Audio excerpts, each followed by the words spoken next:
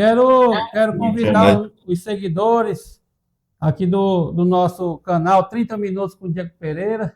Hoje nós vamos entrevistar o Ronaldo Vasconcelos, autor do livro aí, livro Educação e Sociedade.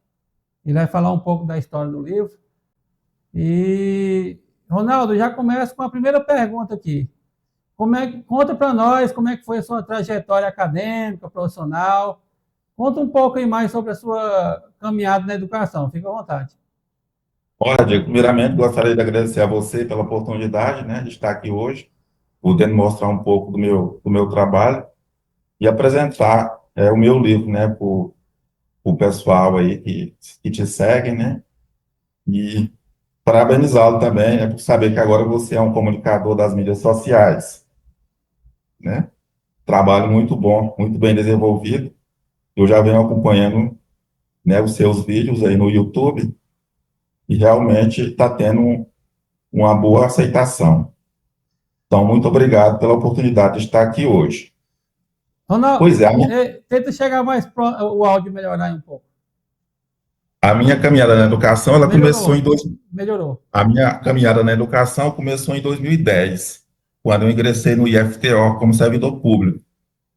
Então, quando desse ingresso no Instituto Federal do Tocantins, eu senti a necessidade, né, de me aperfeiçoar mais, de me qualificar, para poder prestar um serviço de melhor qualidade, né, para a população e para os alunos também do IFTO, né. Aí eu fui fazendo um curso na área de administração pública, né, fiz primeiramente uma graduação em gestão pública, depois fiz uma especialização também em gestão pública, né, e depois eu decidi fazer um curso na área de educação, um curso que abrangeu os aspectos de ensino e aprendizagem.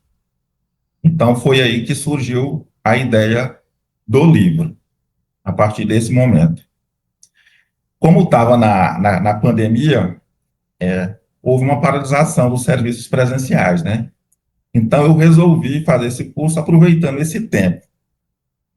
E quando surgiu a oportunidade de fazer o trabalho de conclusão, eu vi que ali havia uma oportunidade, né, de poder fazer um trabalho voltado para quê? Para entender o processo educativo, de como ele funciona, tanto dentro da escola, como proporcionando um olhar também de fora da escola. Então, sim, foi um trabalho que serviu para mostrar aspectos da visão do aluno, né, que está ali aprendendo, mostrar também a visão do professor que está ensinando e, por exemplo, pessoas externas, né, ao processo de ensino, como, por exemplo, pais de aluno, né? Então, essa foi a proposta do trabalho. Ronaldo, assim, o que te motivou a escrever e publicar o livro? Porque, por exemplo, você estudou gestão pública, né? Qual foi o momento ali, como você disse ali na pandemia, né? Você teve acesso a alguns cursos, algumas coisas, mas qual foi aquele detalhe mesmo decisivo que fez você? Agora eu vou copiar um livro na área de educação. Explique mais detalhado aí. Sim, foram dois fatores determinantes, né? O fato de eu ser servidor público do IFTO e o fato de estar no meio da pandemia. Foram esses dois fatores determinantes, porque eu já havia feito o curso, esse curso na área de educação, tinha feito um trabalho que assim, eu fiz o curso para entender, né, o processo educativo. Então, quando eu fui fazer o texto para fazer o trabalho de conclusão do curso, eu vi a oportunidade de poder mostrar esse resultado, né, esse processo educativo para algum público. Mas até então o público era só a instituição que eu estava fazendo o curso, né? Porque assim, eu fiz o texto, mas até então não sabia que recentemente ia vir a ser um livro. Então, quando surgiu a oportunidade de eu fazer, de publicar este livro, que a editora entrou em contato comigo, perguntando se eu tinha o interesse, né, em publicar esse trabalho como livro. E aí eu manifestei interesse positivo, né? E eu e a editora, a gente combinando, né, de realmente pegar esse trabalho e publicar um livro, né? E aí sai o resultado, né, que é o livro Educação em Sociedade, Discursos, Cultura e Construção, né, da Identidade na Escola. Por quê? Porque, diante dessa oportunidade da publicação do livro, eu vi a oportunidade de expandir, né, de ampliar esse leque de opções de público-alvo para o livro, que sejam a comunidade acadêmica, né, os pais de alunos, os próprios alunos, e todo o sistema educacional, né, e pessoas externas também do sistema educacional que são adeptos da leitura. Então, eu vi nessa oportunidade de mostrar, né, surgiu essa oportunidade com o contato da editora para a gente publicar o livro. Sim, aí só para a galera entender que está acompanhando aqui, o Ronaldo Vasconcelos, ele é servidor do IFTO, Instituto Federal de Educação, Ciência e Tecnologia do Estado de Tocantins, assistente administrativo, né, Ronaldo? Eu sou técnico administrativo, sou TAI. Isso, tá, técnico administrativo. Ele técnico publicou, administrativo em educação. Ele publicou o livro Educação em Sociedade, Discursos, Cultura e Construção da Identidade na Escola. E, Ronaldo, me fala aí para você, segundo o livro, segundo suas crenças, né, como que você define o papel do educador dentro de uma perspectiva de uma pedagogia crítica? Como é que você acha que o educador deve se portar dentro dessa ótica do seu livro? Olha, Diego, eu acho que dentro dessa perspectiva, o educador ele deve desenvolver o seu trabalho exercendo também as funções de mediador, de transformador, e não apenas transmitindo conteúdos teóricos e abstratos. Por quê? Porque eu acho que isso proporciona aos alunos o desenvolvimento de uma consciência crítica, desenvolve também a autonomia e a capacidade de análise das estruturas sociais. Então, eu acho que é por aí o caminho desse trabalho do educador. Tá, e como você classifica, como é que você acha que a cultura influencia a construção da identidade dos alunos na escola? Existe algum passo a passo para criar uma cultura? Pode falar mais um pouco sobre a cultura na escola? Por exemplo, assim, eu acho que, em termos gerais, a cultura ela é um sistema de crenças, valores e significados compartilhados, né? Que pode, trazendo isso para dentro da comunidade escolar, eu acho que isso pode desenvolver um senso de pertencimento, né?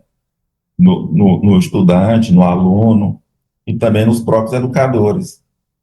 A cultura ela serve também para moldar a visão de mundo dos indivíduos, né? Pode direcionar a forma de pensar, de olhar as coisas, né? E sempre a cultura também serve para proporcionar que a sociedade valorize os costumes e as tradições, né? Essa valorização, tanto dentro de um sistema mais interno, como olhando de uma visão da sociedade como um todo, né? E o que isso pode trazer? Isso pode trazer um aumento na proporção da diversidade de saberes, né? Da diversidade de saberes, tanto os saberes que saem da escola, como aqueles que chegam da sociedade para dentro da escola. Eu acho que o aspecto da cultura, eu acho que é importante por isso daí. Certo. Na tua visão e na visão do livro, quais são os principais desafios enfrentados para promover essa educação democrática e reflexiva nas escolas? Os principais desafios. Bom, eu acho assim, Diego, que falando principalmente da educação básica, eu acho que existe ainda uma forte influência do sistema tradicional de ensino, né, que ainda é forte e determinante, né, no sistema de ensino, principalmente da educação básica. Isso dificulta ou impede o acesso a métodos de ensino mais inovadores e avançados, ao meu ver, né. Também existe tem o problema da existência ainda de muitas infraestruturas inadequadas que existem, né, no nosso sistema educacional. Também tem um fator que eu acho muito crítico, que é a formação dos professores, que ainda a formação de professores que ainda não é adequada, que ainda não é a ideal, né? E tem a convivência com a desinformação, que é uma realidade que a gente vive hoje em vários setores da sociedade, né? Essa convivência, essa existência da desinformação, né? Isso acaba afetando de forma negativa o sistema educacional. E quem sofre mais com isso, ao meu ver, é a educação básica. Mas isso tem reflexo também, né, em outros níveis, né, da educação e em outras esferas da sociedade também. É isso aí, Ronaldo. Ronaldo, as relações entre indivíduos, grupo e sociedade, como que elas se manifestam no ambiente educativo? Porque assim, o aluno se relaciona com o professor com os pais. Como é que essas relações são importantes? Discorre sobre isso aí para nós. Pois é, no meu entender e no que foi discorrido e debatido ao longo do livro, eu acho que nessas relações existe uma formação dos sujeitos políticos, né, que ocorre dentro do ambiente educativo. Esse processo educativo ele permite essa formação de sujeitos políticos, né? E também elas acontecem e vão se desenvolvendo, né, ao longo, ao longo do processo e ao longo do tempo e ao longo ali do espaço que estas relações ocorrem, né? E isso acontecendo ocorre o que é natural, né? Que é convergências e divergências, né? Neste processo acontecem muitas convergências e divergências, né? Mas também existe outro fator que é na convivência existe o entendimento e o reconhecimento mútuo, né? O entendimento e o reconhecimento mútuo entre os sujeitos. E os instrumentos que são utilizados neste meio termo, nesse processo, são a linguagem e os discursos. Então, acho que essa relação ela passa muito por isso daí, sabe? Passa por todo esse processo. É isso aí, Ronaldo. Você acredita que as escolas em geral, né, elas conseguem refletir a diversidade cultural presente na sociedade atual? Sim, Diego, eu acredito que sim. Porém, não ainda com a qualidade e a intensidade que deveria e poderia ser. Mas, assim, eu acho que essa é uma questão que vem passando por processos sociais de transformação no decorrer do tempo e do espaço, né? Vem ocorrendo esse processo esse processo social de transformação em diversos setores da sociedade, que acaba influenciando o ambiente educativo. Mas eu acho que sim. E eu acho que é um processo que tende a evoluir bastante ainda, tanto em termos qualitativos como quantitativos. Ronaldo, de que maneira a prática pedagógica pode contribuir para a emancipação do sujeito? No caso, a emancipação do aluno. Eu acho que essa prática pedagógica, ela é um processo, né? E por ser um processo, tem muitos acontecimentos durante esse processo. Entre eles, é um processo que tem no livro também, que é a interação cotidiana da linguagem, porque os sujeitos precisam interagir através da linguagem, ou seja, interação cotidiana do sujeito. Essa interação ela ocorre dentro de sala de aula, mas também ela ocorre fora da sala de aula, né? Dentro da sala de aula, nós temos um fenômeno chamado alfabetização crítica, né? esse é um fenômeno que contribui bastante para a prática pedagógica, né? Que influencia positivamente, né? Mas pode influenciar negativamente também. Isso favorece também a contribuição para a configuração das identidades e para a definição de discursos emancipatórios, certo? Então, é tudo aí através de linguagem e discurso, né? São os principais fatores que são abordados no livro, inclusive. Então, qual é a importância do diálogo e da escuta ativa no processo formativo dos alunos? E você acha que esse diálogo ele tem que ter uma imposição do governo, tipo assim,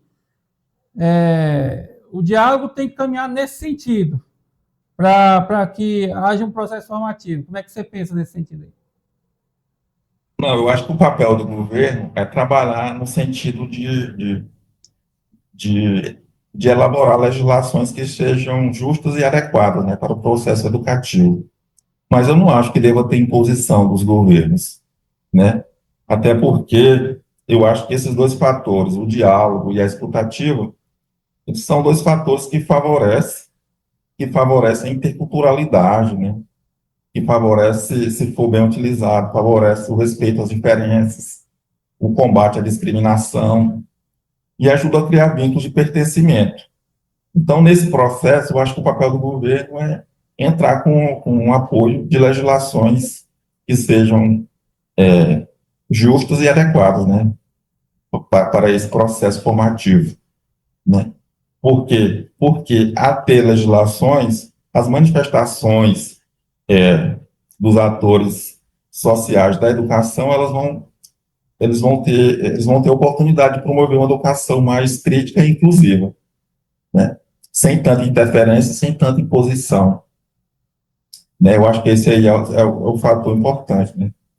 Sem tanta imposição e sem tanta interferência por parte dos governos, mas deixar essa parte mais crítica, mais criativa para os próprios atores envolvidos, né? Que é educando, educadores e sociedade. Ronaldo, como você vê o tempo e o espaço influenciar no desenvolvimento do sujeito enquanto ser social e crítico? Sim, eu acho que o tempo e o espaço, eles influenciam bastante o desenvolvimento do sujeito enquanto ser social e crítico, sim. No sentido de influenciar a compreensão dos discursos sociais, né? Porque determinados discursos sociais, determinadas práticas, determinada cultura, determinada identidade, às vezes ela tem muita relação positiva ou negativa com o tempo, né? Em que está se, com o tempo em que está se desenvolvendo e com o espaço também, né? Então, acho que eles influenciam bastante no sentido da compreensão dos discursos sociais, certo? Utilizando, sempre considerando a identidade do sujeito e dos grupos, e também na definição do significado e das finalidades da existência do sujeito. Porque, assim, eu acho que determinado sujeito ou determinada sociedade podem fazer ou não sentido, né? A depender do tempo e do espaço em que eles convivem. Ronaldo, qual é o papel dos discursos institucionais desempenham na formação da identidade escolar e social dos estudantes? O discurso institucional. Pois assim, no livro, os discursos eles são colocados da seguinte forma, de que eles não são apenas reflexos da realidade, sabe? Mas também eles são instrumentos que moldam e são moldados pelas relações sociais e o contexto escolar. Então, de acordo com o que está abordado no livro, os discursos, eles são definidos como uma ação social produtora de sentidos, e que exerce um papel central na elaboração das identidades, né? Porque ele influencia bastante na formação das identidades e na configuração das práticas culturais, né? Eu acho também que os discursos são fundamentais na composição de identidades e na manutenção das relações de poder, Por quê? Porque eu acho que eles são necessários para a análise crítica das práticas sociais, manifestam as influências e as produções discursivas. Ou seja, ao mesmo tempo que ele é uma causa, ele também é um efeito, os discursos, né? E é isso, Ronaldo, como equilibrar o cumprimento de metas curriculares com a formação humana e cidadã? Porque, assim, dentro das escolas, das universidades, existem muitas metas escolares ali, né? O plano de aula, plano de curso, e os professores têm que cumprir uma carga horária ali, cumprir um conteúdo. Como é que faz para equilibrar esse cumprimento de metas com a formação humana e cidadã dos alunos? Como é que você vê isso aí? pô, outra questão que foi bem abordada também no livro, né? Porque, assim, ao elaborar o texto do livro, eu pesquisei sobre como deve ser essa formação, né? E eu cheguei à conclusão de que essa formação não pode ser apenas uma formação em termos de adquirir habilidade técnica, sabe? Mas também tem que ter uma formação política por trás de tudo isso, né? Para poder estimular a prática cultural e social, e não só educacional.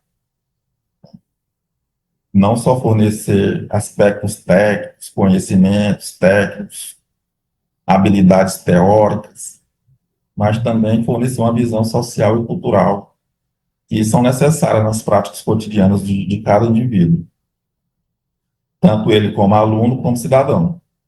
E assim, eu acho que esses fatores aí que eu citei, eles são fundamentais para a formação humana e cidadã dos alunos.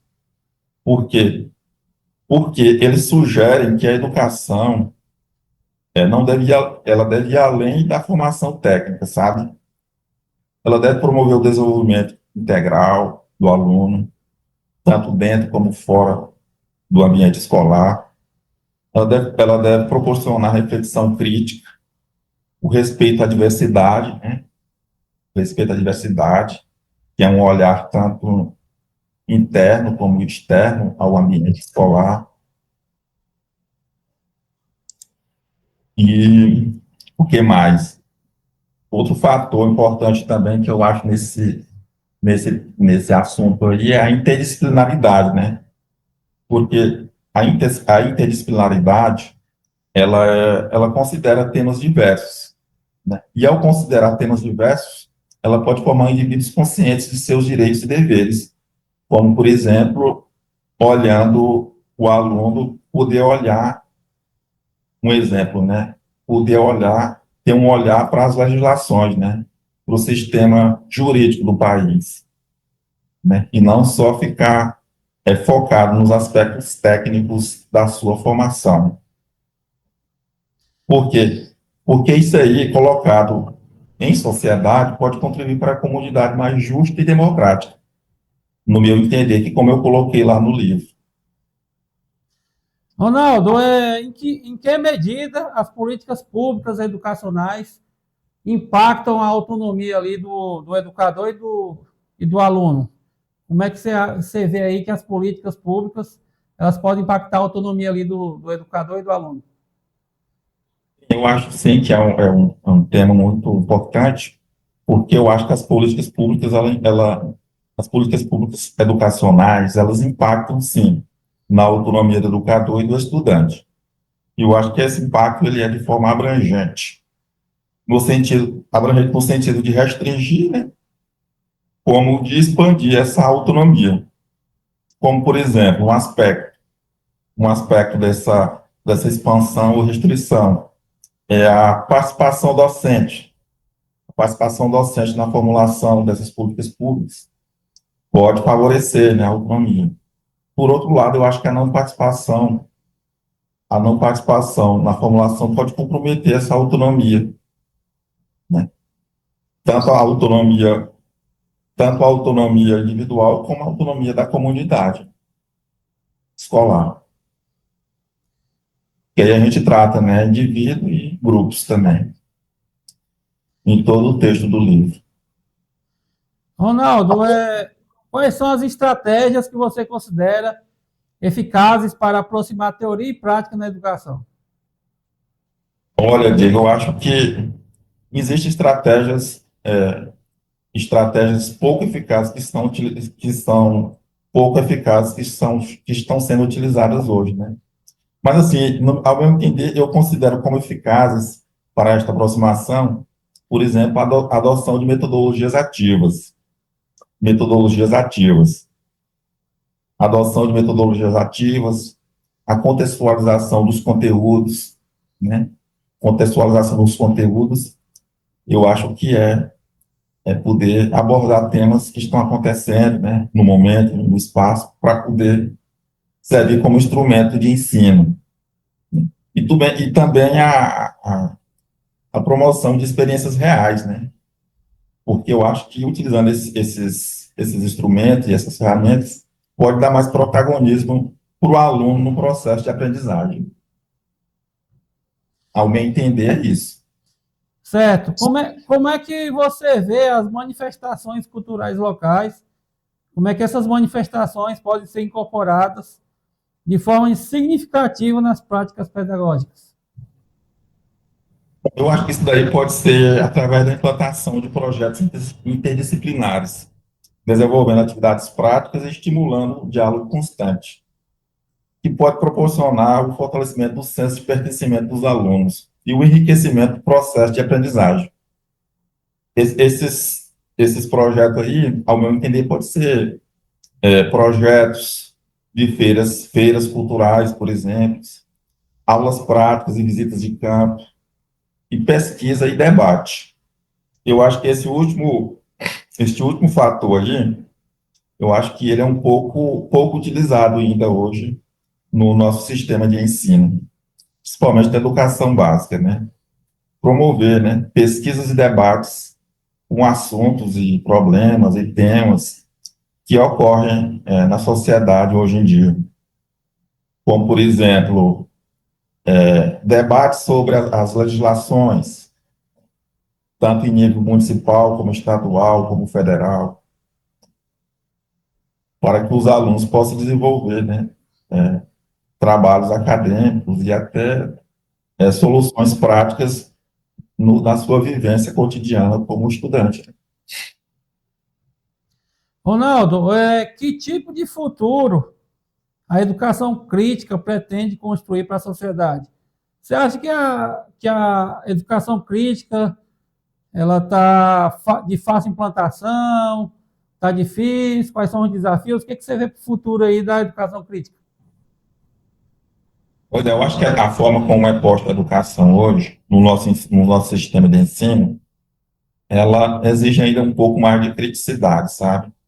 E de análise por parte do governo, né? Para que possa colocar isso mais em prática. Porque, assim, isso exige pouco senso crítico, né? Pouca análise crítica das estruturas sociais, do sistema de ensino, da própria legislação do nosso país. Então, acho que aumentando, promovendo e desenvolvendo esses aspectos aí, eu acho que pode ter uma sociedade com. Eu acho que pode ser promovida uma sociedade com uma identidade e cultura mais bem definidas e mais bem construídas, sabe? Ao longo dos anos. E também, assim, um fator que eu acho importante, um sistema de ensino que mostra a relação mais visível, essa relação entre o conhecimento que é posto em sala de aula, o poder do Estado e a dominação, né, do Estado. Que existe uma relação entre esses fatores que eu acho que é pouco explorada hoje no sistema de ensino. Ou seja, professores poderem, né, e quererem mostrar mais essa relação entre conhecimento, poder e dominação para a sociedade escolar, né? Por quê? Porque eu acho que isso vai dar mais voz às classes populares, vai dar mais importância, vai dar mais status às classes populares, né? E que servirá também para combater os discursos autoritários, ao meu ver. Então, acho que esse é o caminho. Então, para quem está assistindo o nosso programa, aqui é o canal 30 Minutos com Diego Pereira. Estamos conversando com Ronaldo Vasconcelos, ele que é servidor público do IFTO, Instituto Federal de Educação, Ciência e Tecnologia do Estado de Tocantins. Ele publicou o livro Educação em Sociedade, está falando aqui sobre o livro. Estamos caminhando para o final da conversa, Ronaldo, e eu quero que você deixe uma mensagem final, né? Qual a mensagem que você deixaria para os educadores que buscam uma prática mais reflexiva, livre e transformadora? Lembrando que quem quiser comprar o livro, eu vou deixar um link aqui embaixo, onde você vai ter acesso a comprar o livro de forma online.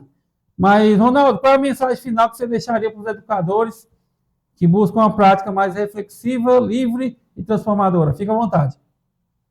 Bom, a minha mensagem é que os educadores eles possam e estejam mais atentos e dispostos à diversidade de vozes dos sujeitos, porque existe essa diversidade e ela tem que ser mais bem alimentada e mais bem ouvida pelos educadores, né? O que já deveria ser feito bem antes pelo governo, né, e pelas legislações. Mas eu acho que o papel do educador é muito importante, né? O papel do educador é muito importante nesse processo de ensino-aprendizagem. Eu acho que é o mais importante, inclusive, porque ele é que está ali todo dia, né? Está na rotina, passando o trabalho, mostrando. Então, assim, é que os educadores estejam atentos à diversidade de voz dos sujeitos, que possam propor mais reflexões críticas junto aos alunos, né? Outra coisa também que eu sugiro é que possa transformar os materiais didáticos em instrumentos de reconhecimento, promover a valorização das diferenças e propor uma aprendizagem mais comprometida com a equidade, né? Eu acho que a equidade é importante no sistema de ensino-aprendizagem, né? Que possam esses educadores também mostrar como o poder é exercido no ambiente escolar, né? Porque muitos atores envolvidos eles desconhecem esse poder, né?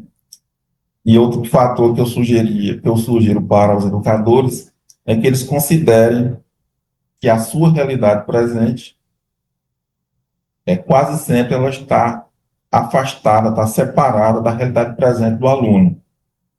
Ou seja, a realidade do educador nem sempre é a do aluno, porque eles estão em polos diferentes, né? Estão em locais separados, né? Então, acho que o papel do educador é considerar todos esses aspectos aí.